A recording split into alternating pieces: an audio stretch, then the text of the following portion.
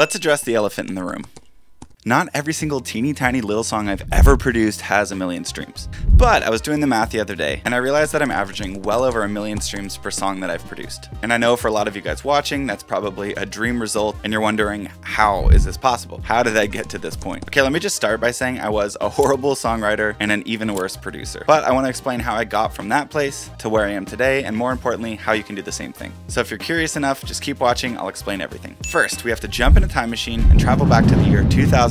I was fresh out of high school, I was pretty directionless, and so I went to a local community college, and I just took some basic classes there and tried to figure out what makes me come alive. I spent a good chunk of my college fund on a laptop, which honestly wasn't that great of a laptop, and I spent the rest on a pair of used Beats headphones. Now up until this point, I could play a little guitar, I could play a little piano, and I was actually a pretty decent drummer. I had even tried my hand at writing a few songs, although in retrospect, they were not very good. I had also dabbled a little bit in FL Studio, but that was just to make mashups. So I had very limited experience when it came to production. For all intents and purposes, I was a complete beginner or an amateur or a noob. I honestly really had like no idea what I was doing, but I do know that music really interested me and I wanted to learn how to make my own music. Like I didn't just want to play an instrument, but I wanted to make music come out of a pair of speakers. And that's really what production is. And this is right when EDM or electronic dance music started building a bunch of momentum in the US and really all over the world. And suddenly DJs were making their own music and there was this whole thing where like people were empowered to be their own producer and you could make all of your own music. And instead of artists just writing their own songs and then hiring a producer and renting out a studio and recording everything, they could just make their own music, do it all on a laptop with some headphones. And because of this, the barrier to entry for producers had never been lower. The thing is, I grew up trying to play real music, and I call it that because it's played on real instruments and not a computer.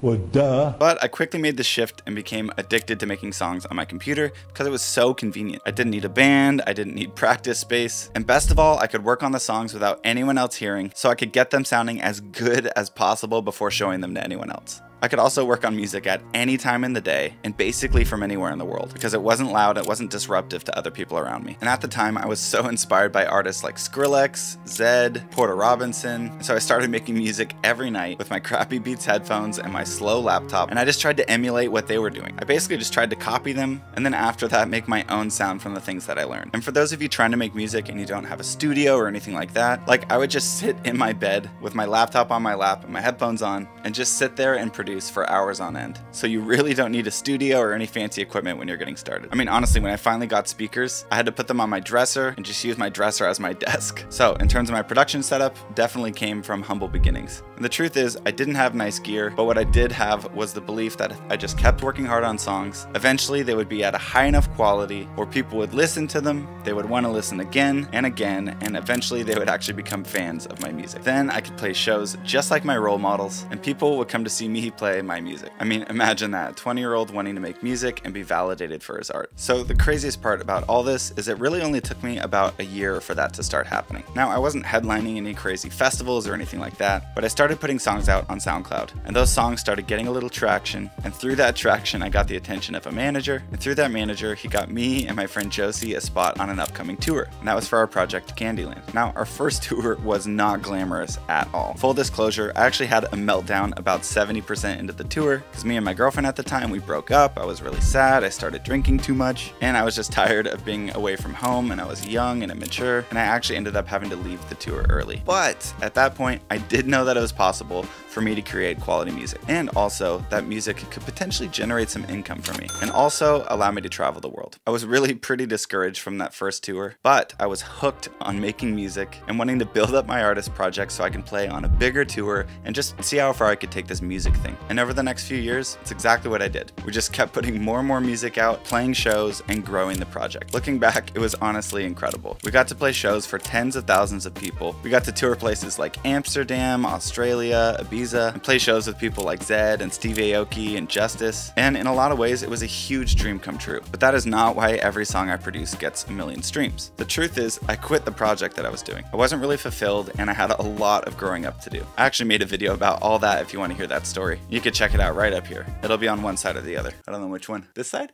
But what happened was I wasn't touring anymore, so I wasn't making money from touring anymore, and I had to find a way to make money. So I started producing songs for other people. And honestly, this is where things really started to pick up in terms of the quality of my production. And that's because instead of trying to bring my ideas to life, I had to get what was in someone else's head to come out of a pair of speakers. And this caused me to grow in ways that I never would have on my own. And on top of all that, I had to do a really good job on the production, otherwise people would stop hiring me and I wouldn't make any money. So the stakes were kind of high because of that, but also because of the high stakes, the music quality was a bit better. And as long as I can remember, there's sort of this rhythm that happens where I put my head down, I work super hard and try to make the best music I possibly can, and then I put it out into the world. I see how it goes, I look at the comments, I look at the feedback, and then I learn from that, and then I just rinse and repeat. And that's honestly all that's been happening for the last like 13 years. And I think it's probably half, but maybe more like 70% of the reason why everything I produce gets a million streams. The quality is there because I spent years and years trying to emulate the best production out there. Through working with all these clients, they would say stuff like, oh, I want to sound like Justin Bieber, or I want a song like Tiesto, or I want a song like Marshmello, or Chainsmokers, or just name any big artist, and I would have to emulate that artist's style to the point that my client was happy. So I got pretty good at remaking songs and copying different soundscapes. So that's sort of the first hoop to jump through on the journey to a million streams per song is quality control. There's a lot of videos on my channel dedicated to production, mixing, mastering, the whole music making process. And if you're interested in getting your music up to the industry standard, just check out some of my other videos. That way you can make sure you're doing all the steps right and you're giving yourself the best chance you can to make the best music that you're capable of. Another good way to make sure of that, you know what, I would actually really appreciate it if you would consider subscribing and just give me the chance to help you make the best music that you're capable of. The problem is I hear a lot of people complaining, oh, my music isn't getting any love. But then you listen to it and the quality just isn't there. And that's okay, that's totally fine. It takes time to get there because by the time you're making high quality music at the industry standard, you'll actually appreciate it. I mean, if you think about it, seeing the view at the end of a long hike when you're at the top of the mountain is so rewarding. It's way more rewarding than just driving up the mountain and looking at the car window. There's something about being in the arena and putting in the work. Beverly Sills says there's no shortcuts to any place worth going. You value what you fight for. So let's say you are making great quality music. You're at the point where you could hear a song on the radio or on Spotify and reproduce it to like 80% accuracy. You can imitate the pros and get what's in your head to come out of a pair of speakers. Then we get to the second piece of this million streams per song puzzle, which is your team. Almost every single thing that I've released that's done well has had a team or at least one other person involved. Now, I'm not saying on the production side of things, but more on the management and marketing side of things. I am wholeheartedly under the impression that if you work hard and make high quality music and keep putting yourself out there, a manager will find you. That's actually part of a manager's job, especially towards the beginning of their career. The reason I believe that so much is because that's happened with me and countless other people I know. If the music is there, the management will come. But you do have to put the music out, whether that's on SoundCloud or Spotify or YouTube, whatever it is, or even just on social media. Another thing worth mentioning is you don't always have to go with the first manager that reaches out to you. The manager earlier that I was telling you guys about, the one that got us on that first tour, he actually ended up stealing a bunch of money on the tour and we had to fire him. And the next manager after that was way better. I actually still work with him on certain projects to this very day. So usually to get to that higher level of streams, you do need some sort of marketing strategy in place. It doesn't have to be anything crazy. Or what also helps is to have a following in place. If you look at somebody like Jake, he started his following on TikTok and just built that up and then released music. And he had so much momentum by the time he started putting music out that he now has billions of streams and just crushed it right out of the gate. And honestly, there are countless hits that are made through TikTok, Reels, all that kind of stuff. And I know that songs blow up regularly, seemingly out of nowhere, but I am not an expert at all when it comes to marketing. I don't want to pretend to be, but I am an expert on the music side of things, and that is what I've chosen to focus on over the years. And once I make the music, then I put it in the hands of the people who care as much about marketing or management as I do about the music. They try to do their job to the best of their abilities and get the song in front of the right audience. So I'm not a marketing expert, I'm not a manager, but I would be lying if I said my managers haven't played a huge role in the fact that almost every song I produce gets a million streams. All right, the last thing I gotta give credit to is the algorithm. I released a 10-song album in 2017 and didn't promote it at all, and to this day it has 4,780,000 streams, which is a pretty decent number considering I just put it out, I didn't promote it at all, and I just left it there. Now the credit goes to the algorithm on that one, as well as some more small indie playlists, picking it up and kind of showing the algorithm. But all that to say, if the quality is there, you have no idea what could happen. And you might feel a little bit discouraged or kind of lost right now, like where do I even start with this stuff? Like I don't have a team, I don't know if the quality of my music is good enough. And I can tell you honestly, being in that place is super exciting. This is your chance to fall in love with making music. And if the music is good and you put yourself out there, the team will find you and begin to form around you. And one of the most important things is that I don't worry about the streams. At least I try not to. I'm not making a song thinking, how do I get this to get more streams? I'm just thinking, how do I make a song that's worth listening listening to? How do I make the best music that I possibly can? And I believe if you wholeheartedly focus on that, then the streams will come. And sometimes the manager comes first and then the streams come after that, but hopefully you get the point. Focus on the music first and really try your best not to compare yourself with other people. Comparison is the thief of joy. And another thing, let me tell you a little secret. I have failed